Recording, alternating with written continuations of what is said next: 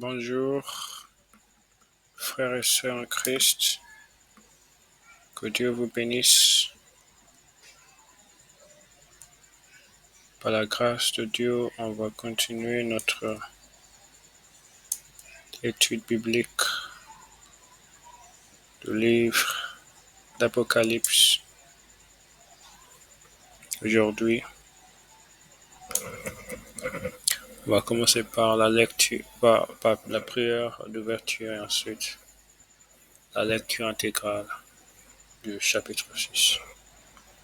Père éternel, je te remercie infiniment pour cette occasion dans ta présence d'étudier la Bible, les Saintes Écritures. Je prie que dans ta grande miséricorde, le Saint-Esprit prenne le contrôle de cette séance d'études bibliques. Je prie pour que tu nous diriges, tu nous conduises, et que cette étude soit en bénédiction à tout un chacun au nom de Jésus-Christ. Amen. Alors, on va commencer par la lecture intégrale du chapitre 6 d'Apocalypse. Et ensuite, on va se focaliser sur les versets 5 et 6. Alors, Apocalypse chapitre 6, je regardais et quand l'agneau ouvrit un des 7 sceaux, j'entendis l'un des 4 êtres vivants qui disait comme d'une voix de tonnerre, viens. Je regardai et voici parut un cheval blanc. Celui qui le montait avait un arc, une couronne lui fut donnée, et il partit en vainqueur et pour vaincre. Quand il ouvrit le second sceau, j'entendis le second être vivant qui disait, viens. Et il sortit un autre cheval roux. Celui qui le montait reçut le pouvoir d'enlever la paix de la terre, afin que les hommes s'égorgeassent les uns les autres, et une grande épée lui fut donnée. Quand il ouvrit le troisième sceau, j'entendis le troisième être vivant qui disait, viens. Je regardai et voici parut un cheval noir. Celui qui le montait tenait une balance dans sa main. Et j'entendis au milieu des 4 êtres vivants une voix qui disait, une mesure de blé pour un denier et 3 mesures d'orge pour un denier, mais ne fait point de mal à l'huile et au vin. Quand il ouvrit le 4e sceau, j'entendis la voix du 4e être vivant qui disait, viens. Je regardai et voici parut un cheval d'une couleur pâle. Celui qui le montait se nommait la mort, et le séjour des morts l'accompagnait. Le pouvoir leur fut donné sur le cas de la terre pour faire périr les hommes par l'épée, par la famine, par la mortalité et par les bêtes sauvages de la terre. Quand il ouvrit le 5e sceau, je vis sur l'autel les âmes de ceux qui avaient été immolés à cause de la parole de Dieu et à cause du témoignage qu'ils avaient rendu. Ils crièrent d'une voix forte en disant, jusqu'à quand, Maître saint et véritable, t'as-tu à juger et à tirer vers la vengeance de notre sang sur les habitants de la terre? Une robe blanche fut donnée à chacun d'eux, et il leur fut dit de se tenir en repos quelque temps encore, jusqu'à ce que fût complet le nombre de leurs compagnons de service et de leurs frères qui devaient être mis à mort comme eux. Je regardai quand il ouvrit le 6e sceau, et il y eut un grand tremblement de terre. Le soleil devint noir comme un sac de crin, la lune entière devint comme du sang, et les étoiles du ciel tombèrent sur la terre, comme lorsqu'un figuier secoué par un vent violent jette ses figues vertes. Le ciel se retira comme un livre qu'on roule, et toutes les montagnes et les îles furent remuées de leur place. Les rois de la terre, les grands, les chefs militaires, les riches, les puissants, tous les esclaves et les hommes libres se cachèrent dans les cavernes et dans les rochers des montagnes.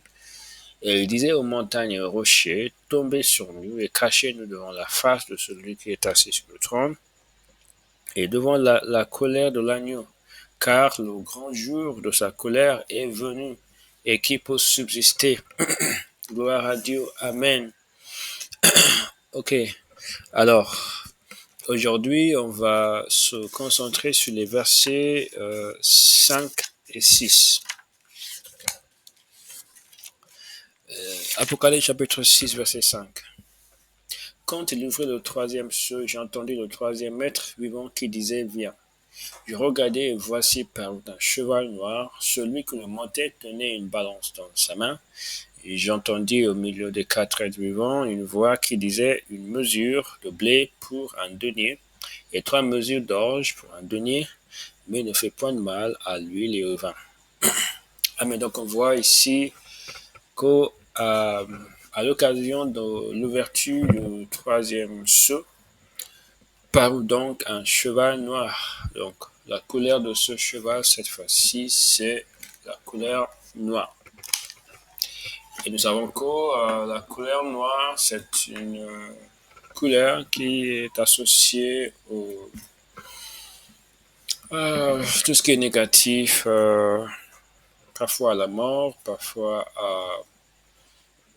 aux ténèbres et au mal de manière générale, même au péché, à l'obscurité. Et nous voyons dans les phrases qui suivent que le fléau qui a suivi l'apparition de ce cheval, c'était le fléau de la famine. La famine, donc. Pendant cette période de l'Apocalypse, il va y avoir une forte famine qui va s'abattre sur la terre. Et ça rejoint parfaitement les paroles de Jésus-Christ dans Matthieu chapitre 24. Je vais vite lire ça parce qu'il y a un fort parallèle entre les propos de Jésus-Christ ici dans Apocalypse chapitre 6 et les événements qui sont prédits dans Matthieu chapitre 24. Matthieu chapitre 24, nous voyons dans les versets 6, vous entendrez parler de guerre et de bruit de guerre. Gardez-vous d'être troublés car il faut que ces choses arrivent, mais ce ne sera pas encore la fin. Dans le verset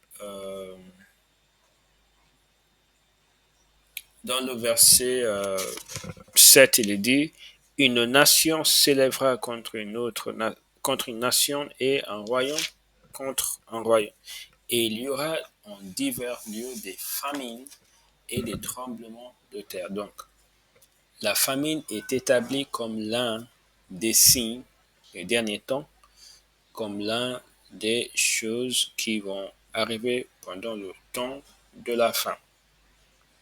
Alors, et c'est sur ça que nous allons nous concentrer pour cette soirée. Et pour notre étude biblique d'aujourd'hui, on ne va pas essayer de déchiffrer les contours de cette famine, à quoi cela va ressembler, quelle sera la portée, quelle sera l'étendue, qui sera touché, qui sera épargné, et ce genre de choses. On va plutôt faire un tour d'horizon sur le thème de la famille tel que rapporté dans différents passages de la Bible pour en tirer des leçons. Donc, la notion de la famille, quels sont les tenants et les aboutissants de ce que la Bible raconte et qu'est-ce qu'on peut apprendre comme leçon dans le cadre de cette étude sur l'Apocalypse. Parce que la famine comme événement, c'est quelque chose dont la Bible parle assez fréquemment dans différents endroits. Alors nous allons donc commencer par lire la première mention de la famine ou de famine dans la Bible. Et ça se trouve donc dans Genèse chapitre 12, versets 10 à 15. Et on va donc essayer de tirer quelques leçons euh, sur la base de ce récit dans Genèse chapitre 12. Alors on lit Genèse chapitre 12.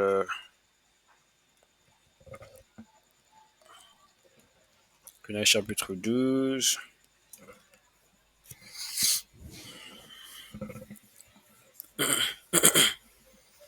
Genèse chapitre 12. Euh,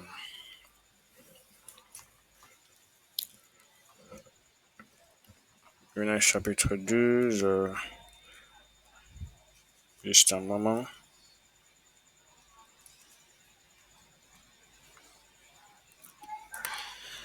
Alors, Genèse chapitre 12, verset 10 à 15. Il y eut une famine dans le pays, et Abraham descendit en Égypte pour y séjourner, car la famine était grande dans le pays. Comme il était près d'entrer en Égypte, il dit à Sarai, sa femme, voici, je sais que tu es une femme belle de figure. Quand les Égyptiens te verront, ils diront, c'est sa femme, et ils me tueront et te laisseront la vie. Dis, je te prie que tu es ma sœur, afin que je sois bien traité à cause de toi, et que mon âme vive grâce à toi. Lorsqu'Abraham fut arrivé en Égypte, les Égyptiens virent que la femme était fort belle. Les grands de Pharaon la virent aussi et la vantèrent à Pharaon, et la femme fut emmenée dans la maison de Pharaon. Alors, on voit ici la famine, donc la première mention de famine dans la Bible. Et il est dit ici, je pense que c'est la première mention, mais je n'ai pas fait des recherches très approfondies, mais je pense que c'est la première.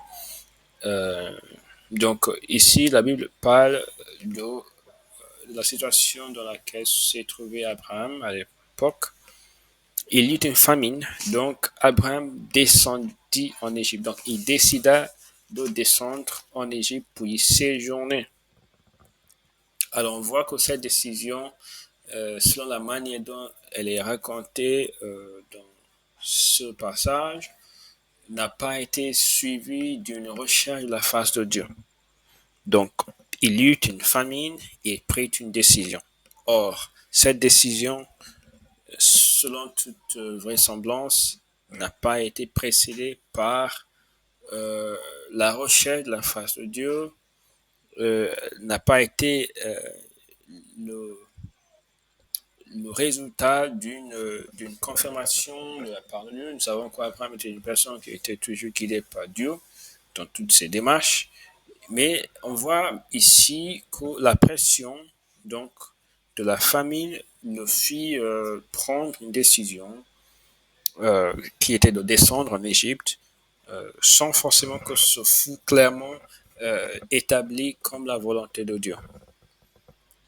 Donc on voit déjà une première leçon, quelque chose à tirer de cette histoire, que la famine en tant qu'événement ou situation qui fait pression à une personne ou à un peuple pour ou est de nature à entraîner des décisions prises à la hâte sans forcément consulter Dieu. La famine. Donc la famine, ça peut représenter des situations dramatiques et des situations de manque. Donc famine, on peut imaginer cela, pour contextualiser cela, comme insuffisance d'argent qui va entraîner manque de nourriture par exemple, ou manque des, des besoins basiques, manque des produits de première nécessité ou des produits qui répondent à nos besoins de base dans la vie. Donc, lorsqu'on est face à ce type de pression, on doit faire attention parce que ça peut nous pousser à prendre des décisions très très vite, à la hâte, sans vraiment consulter Dieu. Quand je parle de consulter Dieu, je ne parle pas d'essayer de déchiffrer d'une manière un peu magique. Non, je parle justement de consulter la parole de Dieu et de se laisser guider par le Saint-Esprit en s'inspirant des exemples bibliques et de ce que Dieu nous permet de comprendre face à la situation. Donc, cette attitude devant Dieu, c'est vraiment rechercher Dieu. Alors, donc on voit qu'Abraham n'a pas fait ça. Et par la suite, il a menti. Donc, en descendant en Égypte et en voyant que sa vie lui semblait un risque, donc il a menti et il a fait quelque chose qui n'était pas bien. il est tombé dans la compromission. Donc, les périodes de famine doivent être des périodes de vigilance particulière, vigilance spirituelle particulière, puisque la Bible nous dit clairement que le diable rôde autour de nous, cherchant qui il va dévorer. Donc, c'est quelque chose qu'on apprend ici dans l'histoire d'Abraham. Quand on est dans une période de manque cruel, manque criant, lorsqu'il y a des besoins qui se font tellement ressentir, il faut vraiment faire preuve de vigilance, faire preuve de détermination, résolution à ne pas tomber dans la compromission face à la pression que nous subissons. On va lire donc quelques autres écritures en rapport avec la famine pour en tirer des leçons, comme on l'a dit déjà. Donc, Genèse chapitre 41, verset 1 à 7.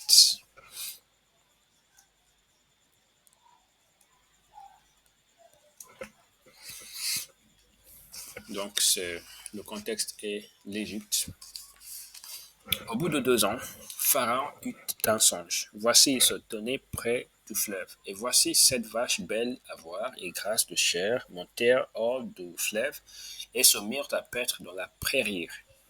7 autres vaches laides à voir et maigres de chair montèrent derrière elles hors du fleuve et se tinrent à leur côté sur le bord du fleuve. Les vaches laides à voir et maigres de chair mangèrent les 7 vaches belles à voir et grasses de chair. Et Pharaon s'éveilla. Il se rendormit et il eut un autre songe. Voici 7 épis gras et beaux montèrent sur une même tige.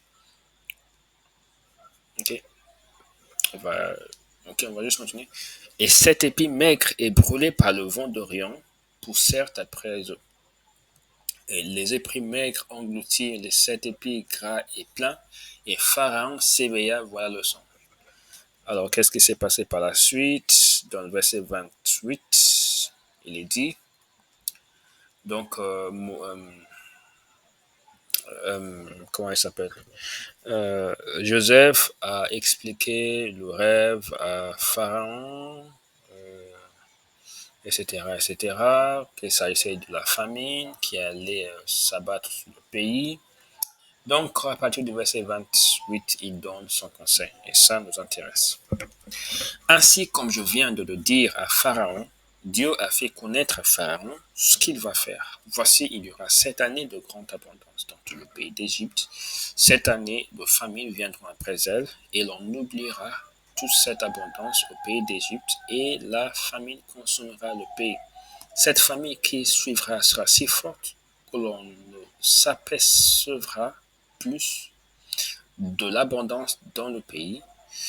Si Pharaon a vu le songe se répéter une seconde fois, c'est que la chose est arrêtée de la part de Dieu et Dieu se hâtera de l'exécuter. Maintenant, que Pharaon choisisse un homme intelligent et sage et qu'il le mette à la tête du pays d'Égypte, que Pharaon établisse des commissaires sur le pays pour lever un cinquième des récoltes de l'Égypte pendant les 7 années d'abondance, qui rassemble tous les produits de ces bonnes années qui vont venir, qu'il fasse sous l'autorité de Pharaon des amas de blé, des approvisionnements dans les villes et qu'ils en aient la garde. Ces provisions seront en réserve pour le pays, pour les 7 années de famine qui arriveront dans le pays d'Égypte, afin que le pays ne soit pas consommé par la famine. Donc c'est ça le conseil que Joseph a donné à Pharaon, qui lui a d'ailleurs plu. On voit bien ici que pendant une période de famine, il fallait prévoir. Donc, il fallait mettre à part des provisions. Maintenant, c'est sur le plan un peu de terre à terre économique.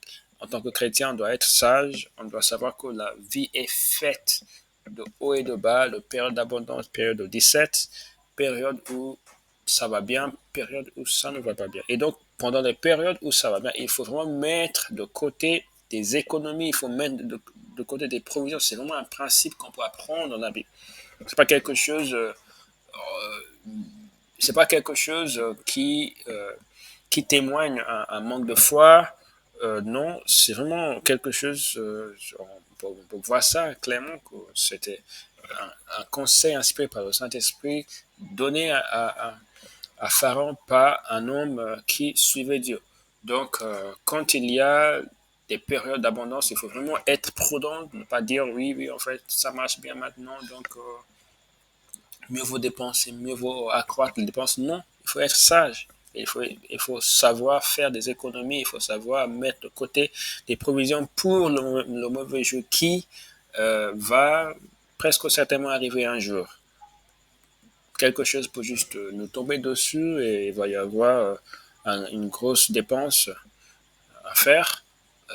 Et si pendant la période où on avait une bénédiction particulière, on n'avait pas fait des économies, alors on regretterait les dépenses et les gaspillages inutiles.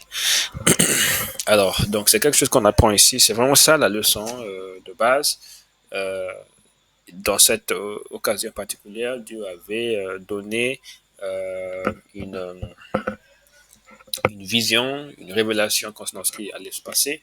Mais même si il n'y a pas de révélation particulière, il faut avoir ce principe de base de toujours mettre de côté de l'argent pour le mauvais jour. Donc, la famine, il faut s'y préparer et il faut aussi savoir bien gérer les flux d'argent dans notre dans nos finances. Ok.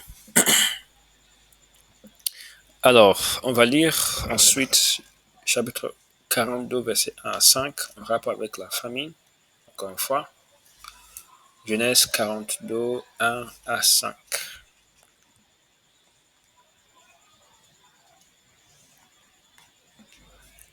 Jacob, voyant qu'il y avait du blé en Égypte, dit à ses fils, pourquoi vous regardez-vous les uns les autres? Il dit, voici j'apprends qu'il y a du blé en Égypte.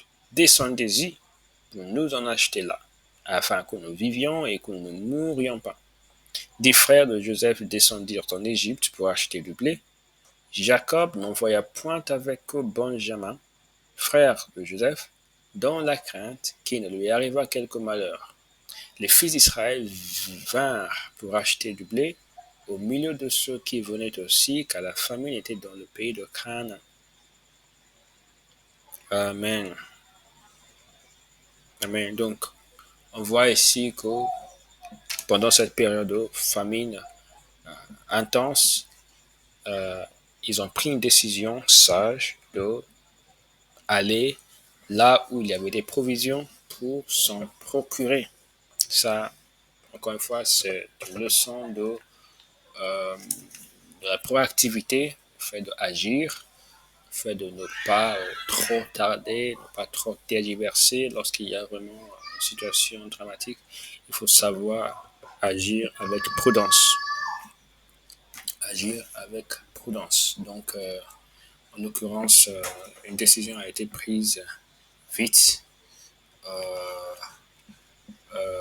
et bah, juste compte tenu de la situation, il fallait absolument pour qu'il ne meure pas, qu'il ne meure pas, prendre une décision radicale et aller ou descendre en Égypte. Et d'ailleurs, cela était donc les débuts d'un accomplissement d'une prophétie que Dieu avait donnée à Abraham.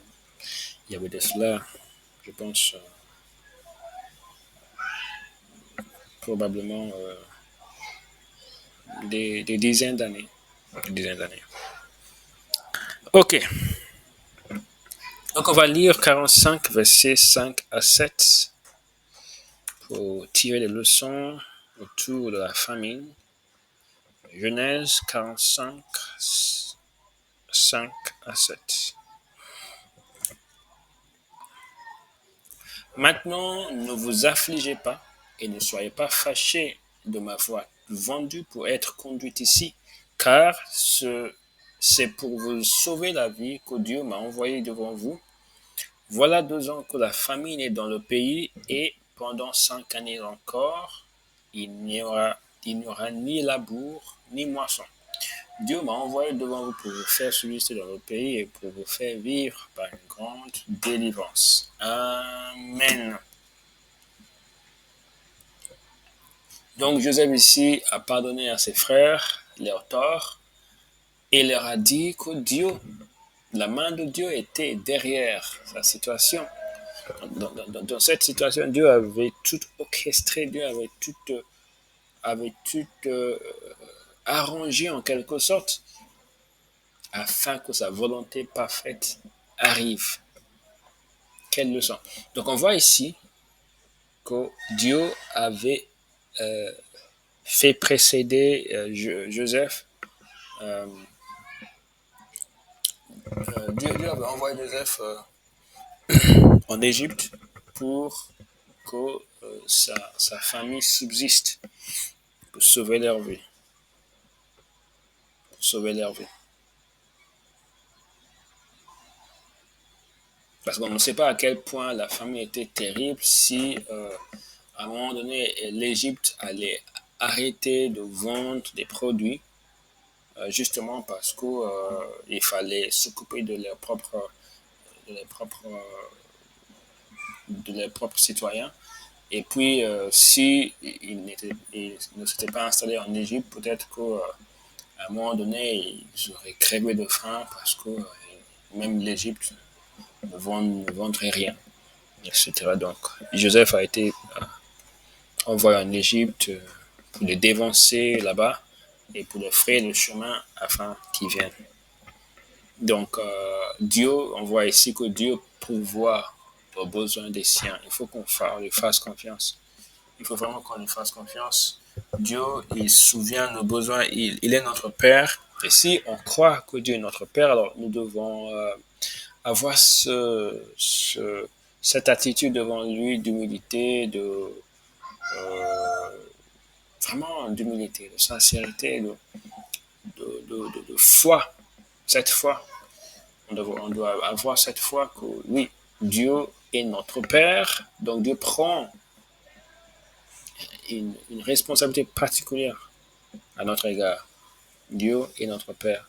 Donc ici, Dieu a fait preuve de la plus grande miséricorde, compassion et attention envers son peuple en les faisant dévancer par Joseph, justement pour préserver leur vie. Amen. Donc, au-delà de Genèse, il y a d'autres passages dans la Bible qui traitent du sujet de la famine, qui évoquent la famine, et on va en lire quelques-uns pour continuer les leçons que nous en tirons. Donc, 2 Chroniques, cette fois-ci, 2 Chroniques, chapitre 6, verset 28. Chapitre 6, verset 28.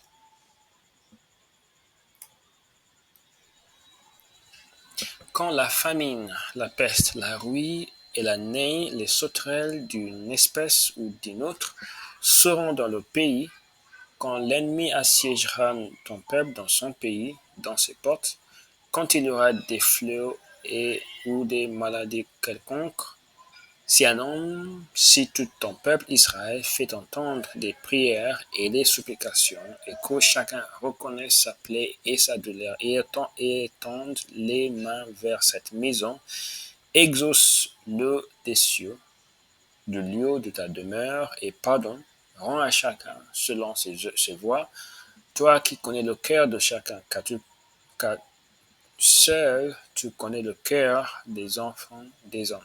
Amen. Donc, on voit la famine comme un agent destructeur qui arrive justement parce que le peuple de Dieu a péché contre lui. La famine, c'est un symbole du jugement de Dieu. C'est un moyen par lequel Dieu envoie ses jugements vers un peuple réfractaire. Chapitre 20 du livre de Chroniques, verset 9. De Chroniques, chapitre 20, verset 9.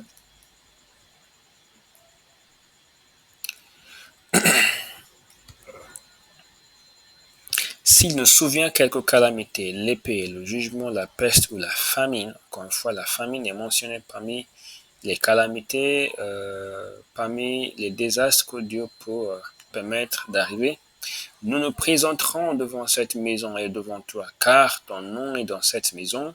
Nous crierons à toi au sein de notre détresse, et tu exauceras et tu sauveras. Donc Dieu est prêt à sauver lorsqu'on crie à lui face à nos divers problèmes. Alors, on continue donc la lecture.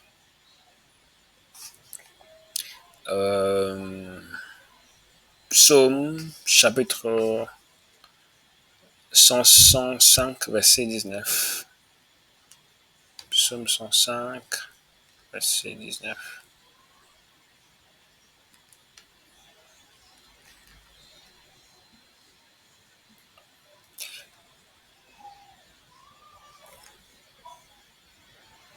Pardon.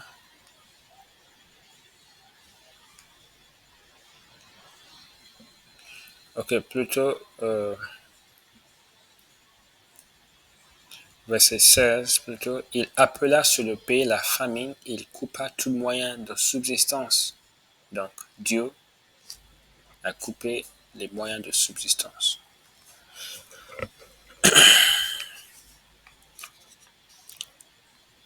Lisons Deutéronome chapitre 8. Deutéronome chapitre 8, verset 3. Ok, commençons par le verset 2. Souviens-toi de tout le chemin que l'Éternel ton Dieu t'a fait faire pendant ces 40 années dans le désert, afin de l'humilier et afin de t'humilier et de t'éprouver pour savoir quelles étaient les dispositions de ton cœur et si tu garderais ou non ses commandements. Il t'a humilié et il t'a fait souffrir de la faim. Et il t'a nourri de la manne que tu ne connaissais pas et que n'avaient pas connu tes pères, afin de t'apprendre que l'homme ne vit pas de pain seulement, mais que l'homme vit de tout ce qui sort de la bouche de Dieu, de l'Éternel.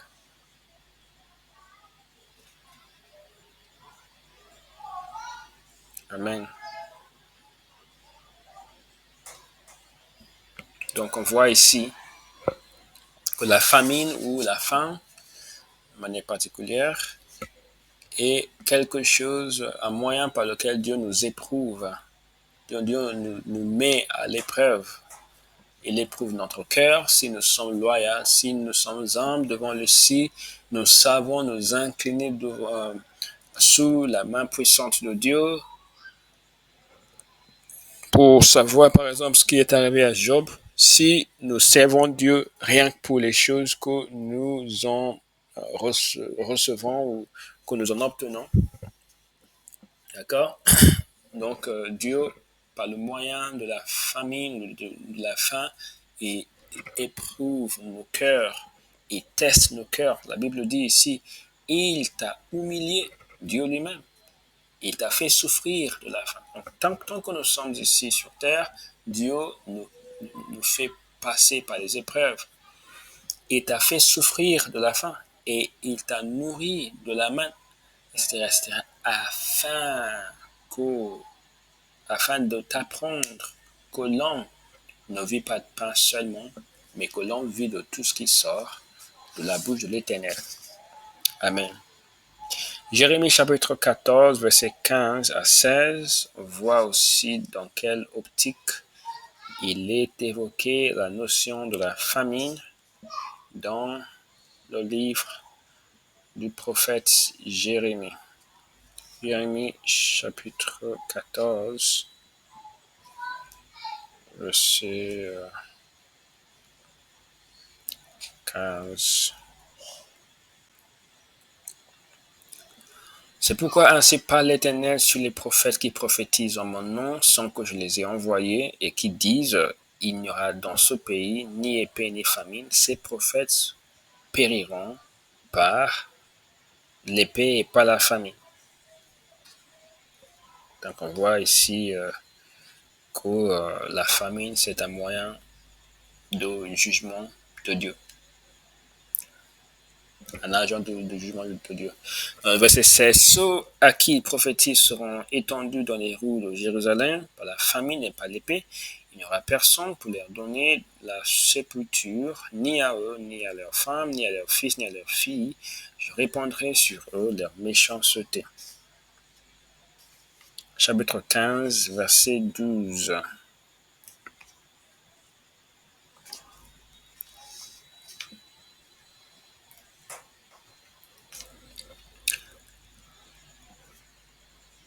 Oups.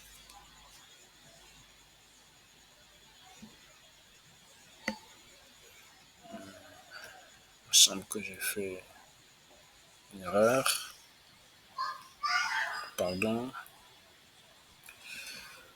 Ok, on va lire Amos, chapitre 8, verset 11. Ok, avant de lire ça, lisons Apocalypse chapitre 18, verset 8.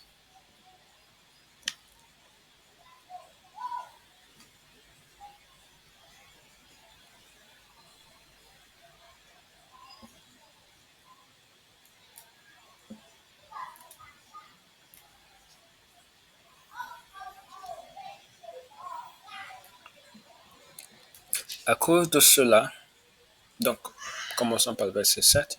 Autant elle s'est glorifiée et plongée dans le luxe, autant donner lui de tourment et de deuil. Parce qu'elle dit en son cœur, je suis assise en règne, je ne suis point veuve et je ne verrai point de deuil.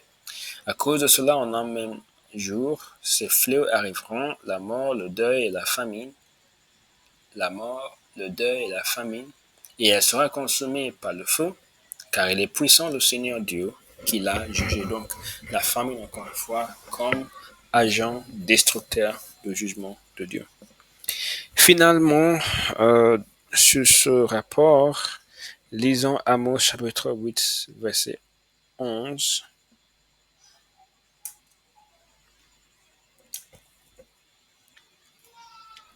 Voici les jours viennent, dit le Seigneur, où j'enverrai la famine dans le pays. Non pas la disette de pain et la soif de l'eau, mais la faim et la soif d'entendre les paroles de l'Éternel. Amen. La faim et la soif d'entendre les paroles de l'Éternel. Ils seront alors errants d'une mer à l'autre, du septentrion à l'orient. Ils auront ça et là pour chercher la parole de l'Éternel et ils ne la trouveront pas. Donc, il va y avoir un temps où on ne trouvera pas les paroles de l'Éternel. Il faut donc les garder précieusement le temps que Dieu nous permet de pouvoir les écouter et les lire.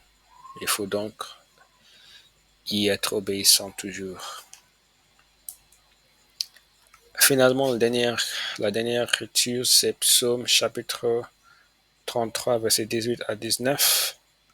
Une promesse que Dieu nous fait en sa grâce quant à la famine, 18 à 19.